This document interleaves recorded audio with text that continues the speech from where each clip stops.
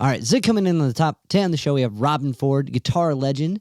He's played with a ridiculous amount of projects and people. Miles Davis, George Harrison, Joni Mitchell, Bob Dylan, Kiss, just to name a few. Pure is the new studio album from 5-time Grammy-nominated guitarist Robben Ford. It's out now on all streaming platforms, and it's his first instrumental record since '97. And it's great. It's melodic. It has all these different genres involved with it, and it's executed in a uniquely Robben way. He has this way of doing something so simply impactful with his playing, and we kind of get into that a little bit in the conversation. Now, I became aware of Robben through Frankie Starr, Cleveland guitarist. If you're new here, I'm a full-time musician from Cleveland, Ohio. I play in a band called Sea Level, letter C dash. And recently, we put out a video with Frankie. And Frankie was the first guy whose open mic I went to who kind of leveled it. He was like, hey, you're right here with your playing, but if you want to get to here and here, check this out. And he gave me Robben's clinics, rhythm and blues, or no, the art of rhythm, the art of blues rhythm, and the art of blues solos. And those clinics in this unique way that was conversational and kind of nugget. He was like a inspiring thought about how to play chords with simplicity. And if you move one finger, it's now this chord. And it highlighted this simplicity in playing that kind of demystified some of the high thought technical things you see in other clinics. And that really changed a lot of how I approach learning and music and reading even from this clinic. It was meditative, spiritual in a way. And then after doing some research to learn, Robben spent time with Tibetan monk Trungpa Rinpoche, which started to make clear his teaching approach and simplicity approach. So that was the conversation I was trying to dive into with Robben. And with the new album, Pure, it's right there, right? But I think I kind of threw him off a little bit, and he wasn't quite ready to dive into something that deep. And it really kind of threw me off. I was like, oh, I felt like I offended him. But at the end, we kind of wrapped it up and realized that wasn't that. It was more of a time thing. He wouldn't be able to dive into something that deep with a limited time. And that's all this podcast is trying to find insight and trying to find forward thinking and stuff to keep myself inspired and hopefully you guys listening inspired as well. Because that's all we need. A little positive reaction goes a long way. And seeing it work with someone else makes it possible for us. And that's one thing I love about what Robben does is his content that he curates, the information he shares isn't just like, look at me hanging out with a cool guy, number one. It's this is how maybe major 6 can advance your playing on a 5 chord. And from the clinics that I got, which were old clinics, he's been putting out clinics on the regular. He's got a project called TrueFire Courses that just came out with a 9-hour course. And it's a documentary of, we declared, or an auto bio of learning from Robben. And as well, he does a monthly guitar dojo. And it's really cool because it's like Zoom chats and like video lessons and interviews and all this different stuff that's insightful and inspiring. So you definitely got to check out, if you're a guitar player or if you're a creative looking for some inspiration, you definitely got to dive in to the Guitar Dojo, Play with Fire. What we're going to do now is we're going to listen to one track off Pure. This is Pure off Pure.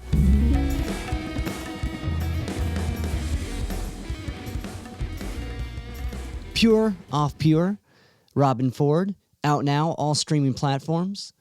So this conversation was cool. Some really insightful nuggets about confidence and the spirituality of blues. Yeah, so I'm excited. I'm excited for you guys to dive in and get in and hear these insights from Robben. But before, I gotta do a plug. If you're new here, I play in a band called Sea Level, letter C dash level. And if you're a guitarist or a guitar fan, I think you'll dig some of our tunes. They're really Robben influenced in a way, one of which being a song called Clean as Hands. It's a lap steel tune, and another one being called Stomp, as far as guitar work that you guys might dig. We also have some very cool dates coming up First of which being June 21st, I'm playing a solo set opening up for John Doe. If you listen to the episode that came out last week, I talked to the legendary John Doe, and it's a mind-altering experience to say I'm going to be opening for Mr. John Doe at the Music Box in Cleveland, June 21st.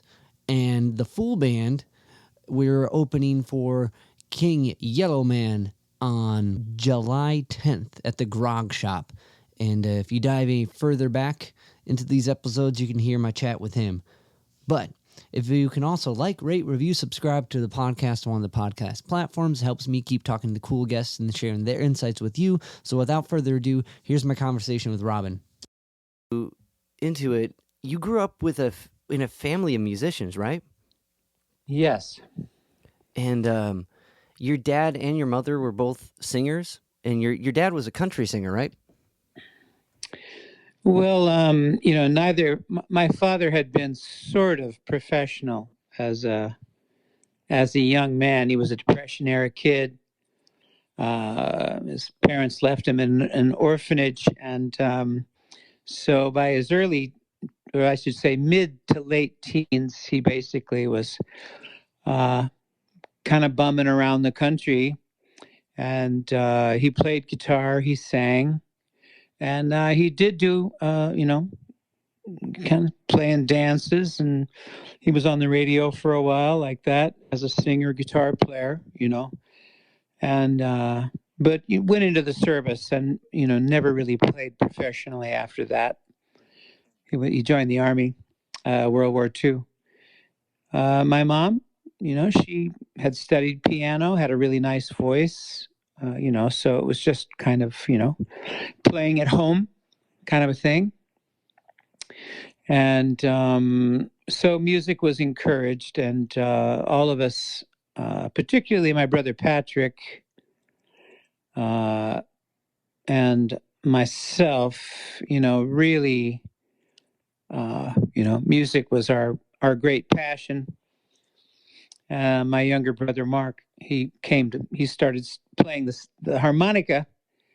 So pretty soon, my brother Patrick on drums, Mark on harmonica, and me on guitar and vocal. We were playing together. We were playing with other people. We didn't always play together. And so, once again, music was encouraged, accepted, encouraged, delighted in by our parents. So there were never any blockages, that, you need to do something else when you grow up kind of thing. That's cool. That's a nurturing environment. With Yeah. So to have your parents both be kind of like vocalists, were your brothers, was Mark or Patrick, and was singing kind of within the household, or was that something you guys kind of approached, or you yourself approached later? Yeah, it wasn't like a thing Okay. in any way. No. Okay. I mean, I did it basically because nobody else would do it. Well, that's what you got to do, right? You can't to get the singer to show up to the gig and the drummer. That's a miracle. Yeah, for sure. So because you started on saxophone and kind of growing up around like singers, and I noticed especially with Pure, with your latest record, all these the melodies are really, especially on a guitar. Sometimes guitar leads to a very guitar approach thing, but all your melodies are very singable, and the leads and the improv you take is very linear and has this vocal, melodic, which sounds dumb, right? Of course, it's music; it should all sound like that. But your approach is very melodic, and I was wondering if maybe that came from starting on saxophone, or growing up around singers, or just kind of always being aware of melodic approaches like that. Well, I always loved melodies, and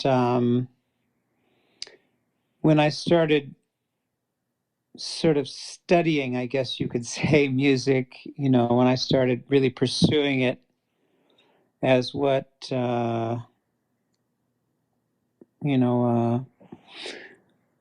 what would become a profession, I just wanted to play. I just wanted to make music. The people that I was drawn to were all melodic artists, generally speaking. Paul Desmond on the alto saxophone with Dave Brubeck Quartet. That was maybe the first example of a melodic improviser that I really identified with.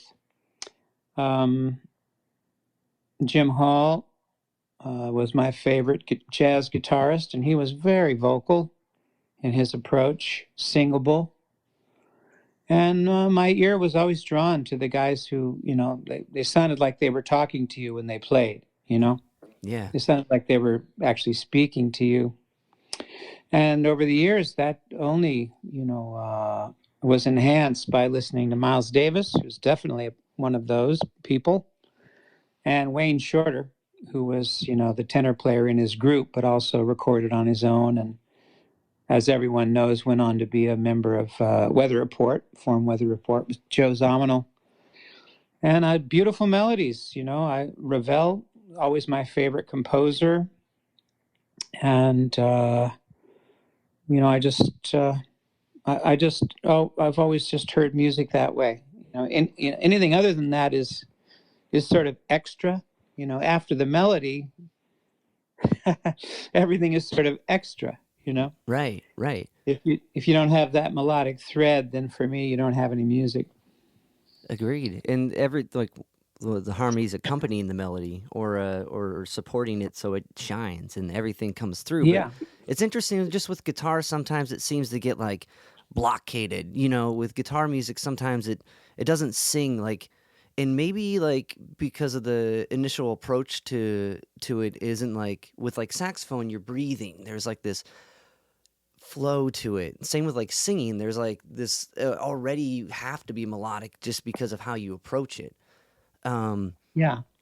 So when you and your brother started playing and started venturing out on your own, like blues became the focus. Was that a shift from jazz, or was blues in the household, or was it just because it was around?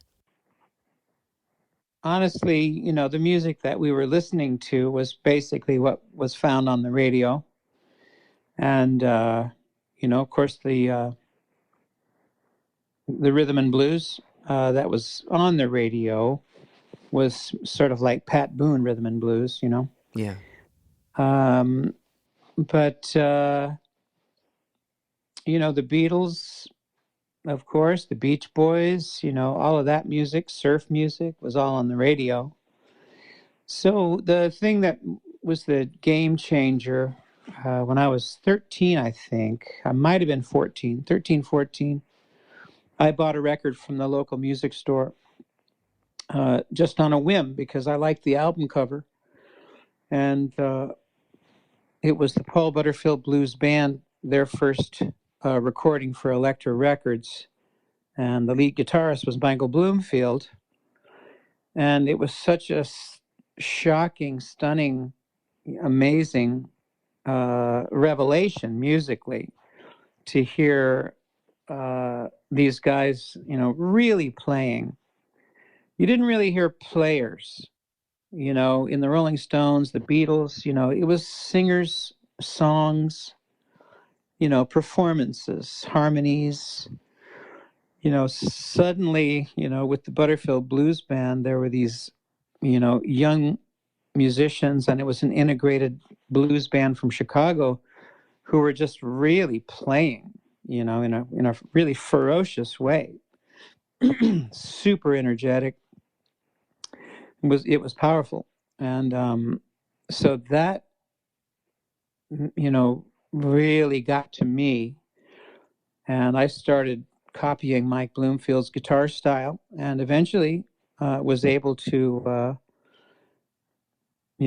play it enough to learn songs off the record and start playing that music with guys who were older than me. My brother Patrick's 3 years older than I. And he, as a drummer, he was attracted to the music too. And so that was really where we first started playing, in what I would say, beyond just high school dance band. Okay. What were some of like when you're tearing apart these records, what were some of like the early like discoveries of how this works? Like, does that make sense? Like, when you're figuring out like how Mike approaches the guitar, like what were some of the early like, oh, that's what he's doing? Well, I don't know. I was Yeah. just doing the best I could with it. And I found that what he was playing, it wasn't hard to find the notes, because it's basically pentatonic scale. He used major sixth, in his playing a lot. He was influenced by B.B. King. But he was just playing everything faster than everybody else. He was kind of a virtuoso. He was the first real blues guitar virtuoso, I would say, black or white. And so it just put everything on a whole nother level. I would say energetically. And, once again, the notes were not, it wasn't like listening to jazz players and trying to figure out what they were doing at all. I could hear what he was playing. It was just, kind of catching up to it. And I did that pretty quickly. With like blues having a limited set of notes, it becomes less about what notes you're playing and how you play them, or more about how you play them that makes you into this form of music. So that's fascinating that you're able to kind of latch onto that from the rip and like take it apart. And like so that ended up being the Charles Ford band, right? You and your brother, after like kind of digging through these Mike Bloomfield licks and like getting some of them under your finger? Well, yeah. My older brother Patrick and I played in bands in high school. And then later, after he'd gone to college, I was playing with him and his, older friends. But it was once, that band with our younger brother Mark. That was after we were all out of school. And I was 19. So Patrick would have been 22, something like that. And Mark was 17. Did your dad ever join you in any of those early shows with this group? No. No? Okay. Like, because I met, like, kind of growing up around country music, and, like, didn't your parents have a barbershop quartet as well? My father did. Yeah? And my mother sang in a ladies, women's barbershop quartet as well. So that was just, local hometown stuff. Like, just being around, like, it's interesting, just kind of, it sounds like growing up around all these kind of, like, similar, like, as far as, like, country chords are concerned, or progressions, like, barbershop quartet moves a little bit more, but, like, it's similar to the 1-4-5 isms of blues, and kind of being immersed in that, and then coming through, like, in exploring it on your own. So when you and your brothers are playing, when does Charlie Musselwhite discover? Is it you or is it your brother? How did that come about? Well, it was before the Charles Ford band. Oh, okay. Patrick and I were playing locally in the San Jose, San Francisco area with a group of musician friends. And we opened for Charlie Musselwhite at a small club for a couple of nights, 2 sets a night. And Charlie didn't like his drummer, and he loved Patrick, and he asked Patrick to play. And he fired his drummer for the weekend. And Patrick, of course, said, sure. And then Charlie asked him to go on the road with him, which, we all encouraged him. It's like, of course, man, this is what we're here for. Go. But after 3 months on the road with Charlie, he wanted to quit and come back and play with me. And Charlie said, well, we'll just hire your brother. So that's how I got the gig with Charlie Musselwhite, was so my brother Patrick wouldn't quit. And we did that for about 9 months. And then we left Charlie to form our own group, and our brother Mark joined us then. Okay. What were some of the takes? Was that like your first tour? Oh, yeah, that was my first time on the road for sure. And It was, what were some of the takeaways with that experience? it's hard for me to really say. Mm. It was an odd situation there, and I'm not sure what you're looking for, in the broader course of this interview, where we're headed. Well, I guess it's more like that was enough to be like, yeah, I got to keep going. I'm trying to figure out, like, at what point did music become life and death for you? I read somewhere that there was a point where that happened, and is it after like doing your first like tour like this, where it's like this is what I'm going to do forever, or was it even before that happened? It was long before that, because I wasn't alive that long, but it was certainly before that. Music was always the only thing that I was ever going to do. There wasn't ever a second thought in my mind, and I never even thought of it as something to do. I was just doing it. And I have been quoted, I have said that,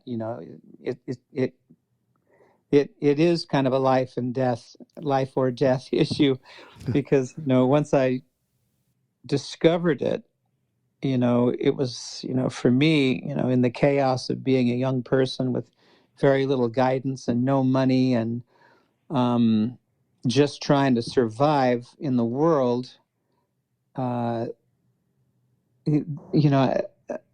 had nothing else, in mind. It was something that I felt passionately about. It's just what I wanted to do. It was intuitive. It wasn't a thought process. It wasn't something that I really ever thought about. I was just doing it, and this is what I was doing, and I wasn't going to do anything else, so. That's beautiful. And it's such a blessing to have that, to have this blind ambition to drive you towards a thing. Like, so many people I feel are constantly wandering to find that. And it's very true. Yes. And it's people like you and people like other people who find their passion and follow it, and people seeing that leads them eventually to their way in some form. At least that's what I'm hopeful for, Robben. I'm hopeful that, I'm hopeful. But if you chase your passion, hopefully someone else can be like, you know what, I can make that film, or I don't know, I can write that book, or whatever it is. Yeah. I'm sure you've probably noticed that from doing this. Like, people, oh, you're still doing the music thing, and like, yeah, what are you? You know what I mean? Like, has that come around? Oh, not really. Yeah. I've been so, immersed in it, and I've been in the public eye for a very long time, Yeah. Another question I get, like, with Trumbo Ricochet, with his like crazy wisdom approach, I can talk today, with the idea of that. Like, I know you studied with him during a kind of break. One thing I find fascinating about blues music is it's kind of this formless form in a way, like, because it's all, you're not worried about what notes you're playing. You know what they are. It's how you do it. And it has this kind of sense of like anything can fit, and it's more of like what madness from your life is brought to it. Did you find a similarity with the philosophical kind of mindset of crazy wisdom in the music you've been doing? Well, Trungpa Rinpoche, Tibetan Buddhist meditation master, was very attractive to me at the time, because I was very much a spiritual seeker, reading tons of books, and practicing yoga, and to some degree anyway. I had an opportunity to move to Boulder, Colorado for a year, which is where he lived, and was teaching over the summer at a place called Naropa Institute. And so I went and, became very, I would say initially infatuated, with his style of teaching, which was very much outside of how most of us thought a spiritual person would manifest. And, so from that point of view, where you have, like kind of the sacred and the profane, running up against each other. Mm-hmm. The blues is very much that. The blues is very much the sacred and the profane running up against each other. So I think there might have been some openness, some crosstalk, Yeah. between the two for me. And so I found myself, very open to his teaching, listening to his teaching. What was that? Being in that school, what was that like? Because like there was some like Ginsberg was there. Like it was like was it just like I don't know. What was that like? Well, it was very challenging Yeah. because indeed all norms were sort of being challenged, Even being nice was challenged, How so? Like Oh, it's just, whatever you think, good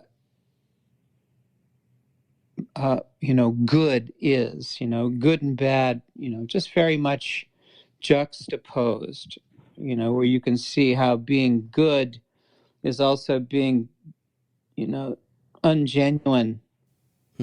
You're not actually saying what you think, you're not really expressing who you really are. You're just being nice and ignoring this situation, like that. yeah, yeah, yeah. It's like, and I mean, everything. It was just really in your face like that. It was awful. And, at the same time, like, wow. Yeah. Like one of, I remember it was kind of an advertisement for Naropa Institute, that the catchphrase was, "We're looking for people who are willing to look at themselves." And that came directly from Trungpa Rinpoche, so it was just really getting honest, getting real, getting down to it, Yeah. Yeah. So, like that. Wow. Because like that's even I guess coming into it from a musical like kind of career, you do that a lot in a way. Like you're analyzing what you sound like to other people constantly. And, I personally find with vocals, that's the hardest thing in the world. You're like, oh, do I sound like that? Is that? Let's run it again. You're constantly kind of hearing what you sound like. So going into that, like, were you kind of ready for that, or did it like hit twice as hard? Like, did you come out like with less confidence maybe than going in?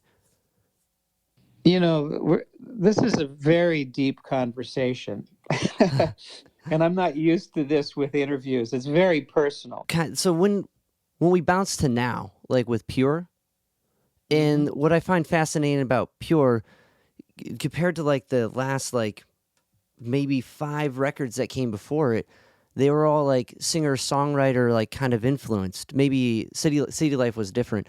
In like, but Pure, is it pure in the sense because it goes back to just your guitar singing? Well, the Pure record evolved out of the lockdown.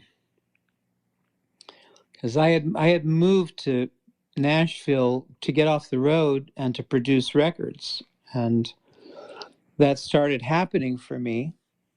And then the lockdown occurred, and all of that went away. So I thought, what am I going to do? And the answer to that was, well, I'll produce myself. And I approached the label, and I said, you guys ready for another record? And they said yes. And I had been producing guitar players, and I'd been writing for them, and I'd worked with Bill Evans, tenor saxophone player, on a project. I'd written for that. So I was writing and really focusing on instrumental music. I was focusing on the guitar. And I felt like making an instrumental record, and they were open to that. So that was great. I wasn't sure that they would be. And so I started writing. And,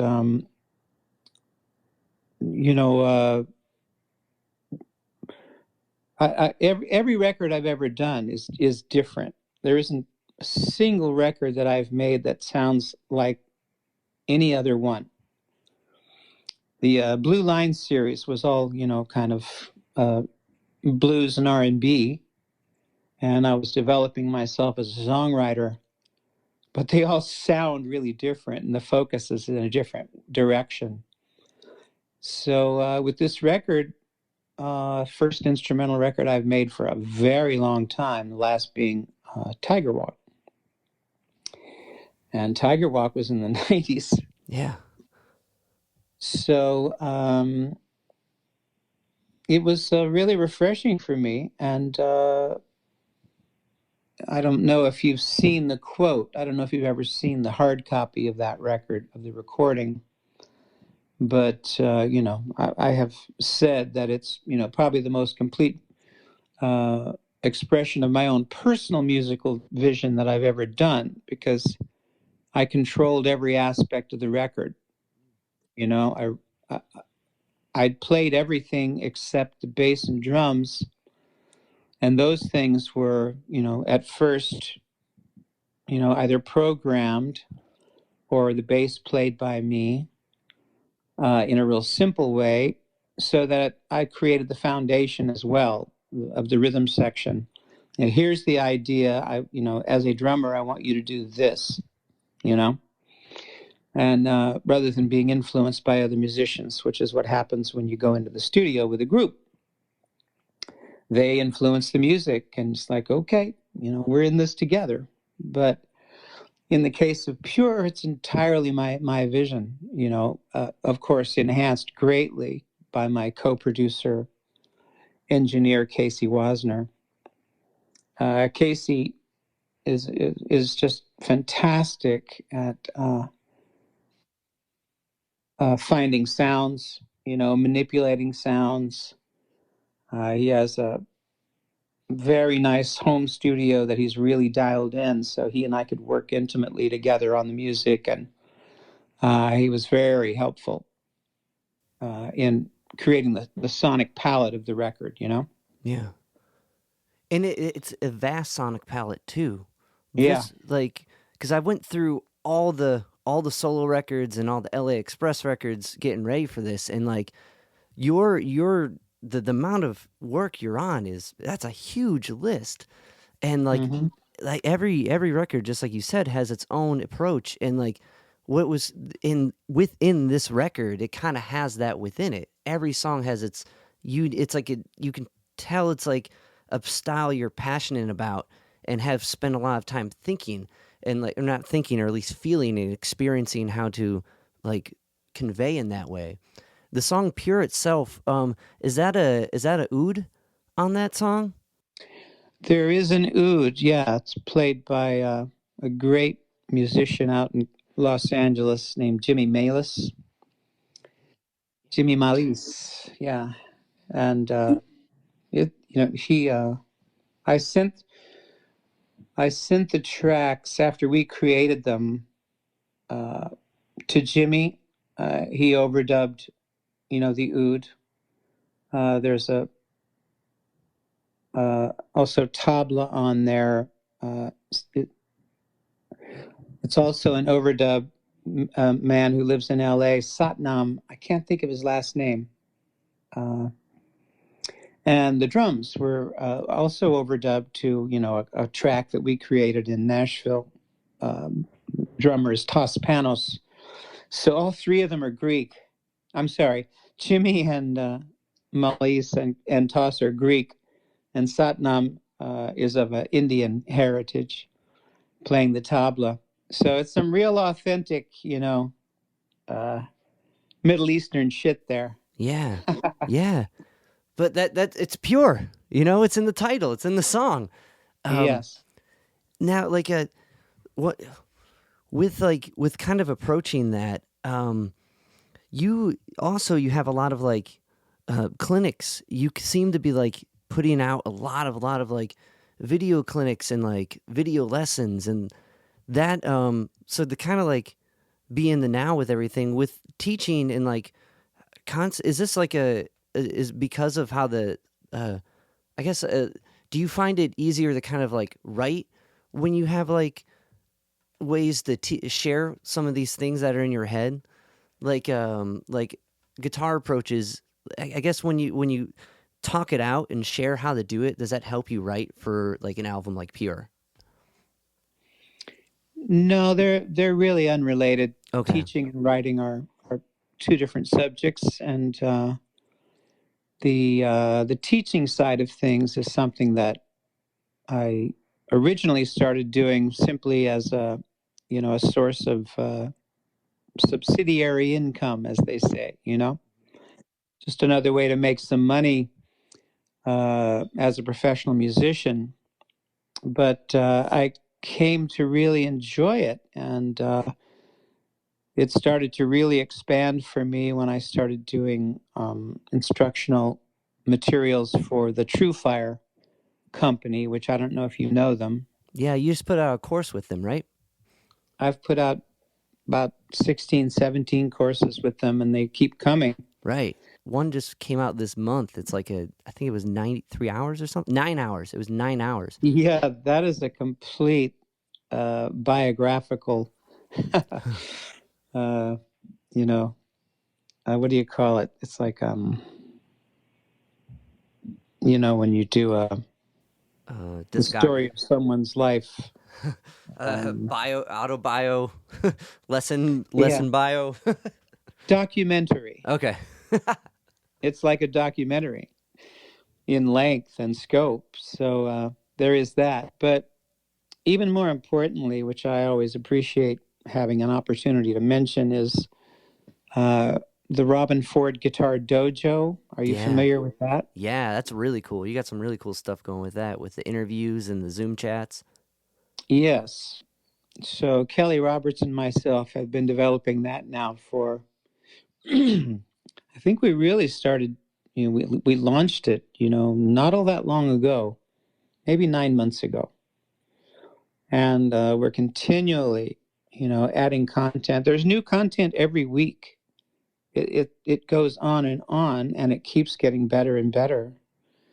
And, so that has been, where I've really expanded myself in the realm of education, of creating not only individual lessons, but courses, and it just keeps going. So, it's an entirely different aspect of the musical life, Definitely. I sometimes find that harder to keep going in a way. Like when you develop some of your ways to say things and the ways to write and ways to express yourself, you're like, this is all I got. How do I teach next week?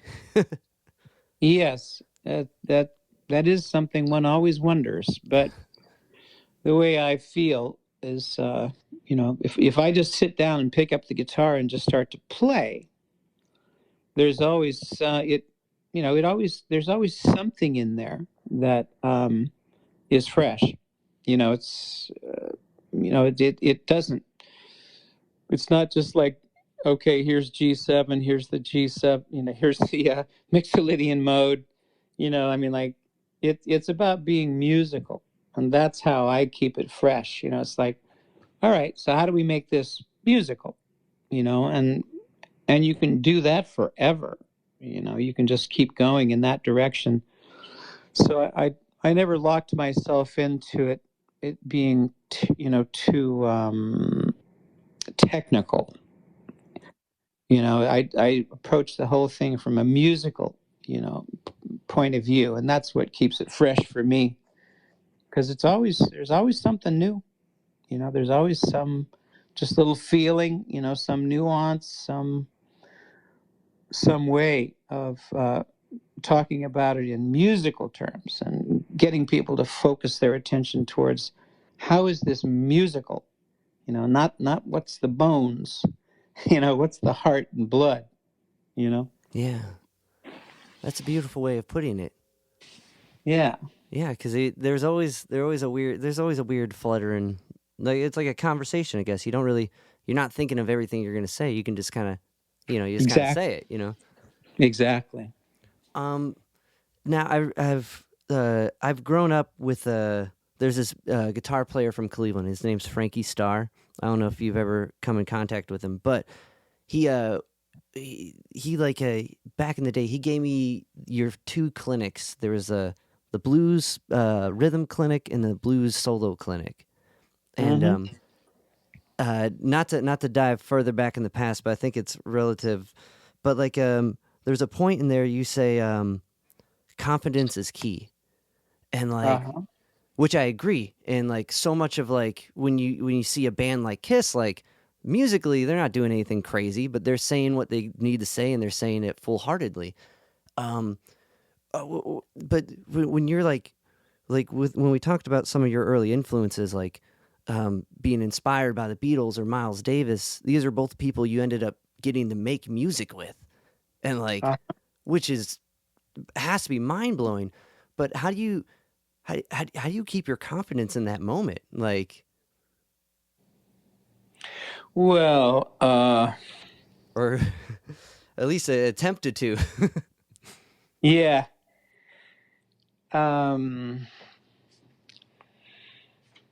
Well, with Miles, I was, of course, terrified when I first met him, and terrified when I hit the stage. But after my first guitar solo, I looked at him, and he was looking at me, and he just said, "Damn." And I'm like, okay, well, I guess he liked it. And then I just had the proverbial talk with myself in the mirror, literally the next day. And I just said, this isn't going to work. You can't hang in this environment if you're afraid. And so I literally just threw a switch. I just went, I'm gonna act like I've been here my whole life. Like it's my band. You know what I mean? Yeah.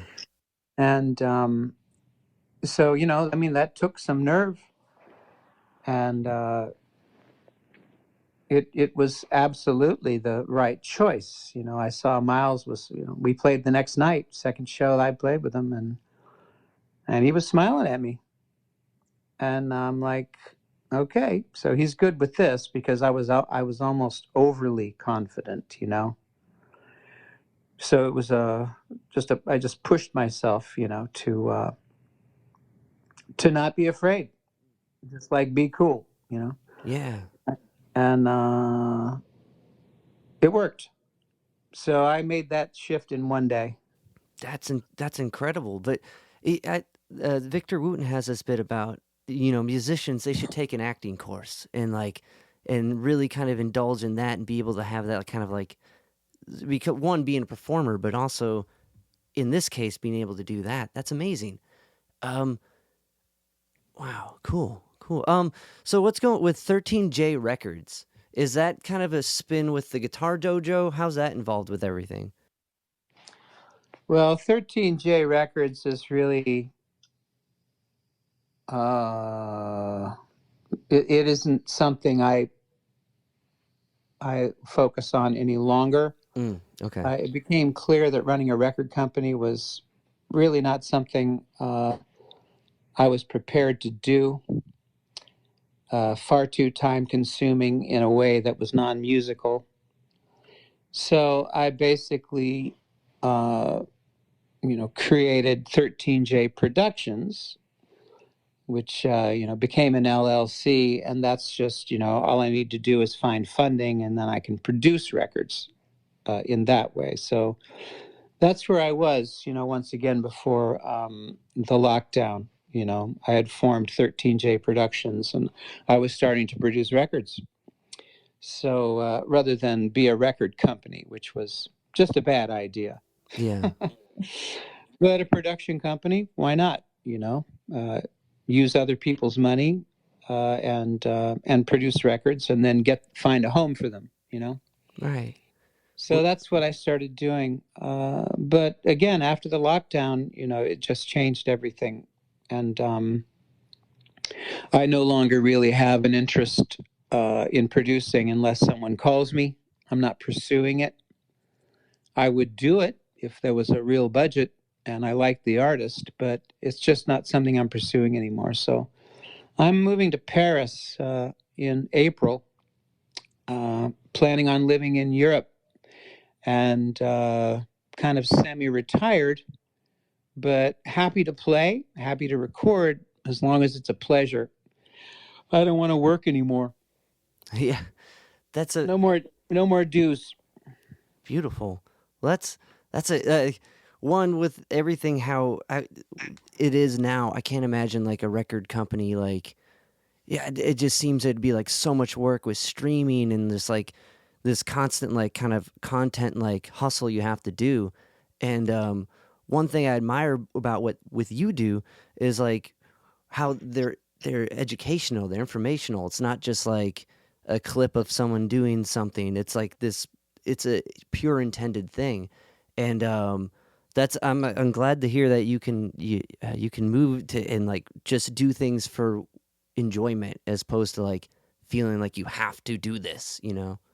That's awesome. Yeah, that's the dream. It is. That's the way it began. Was just to do it. Mm-hmm.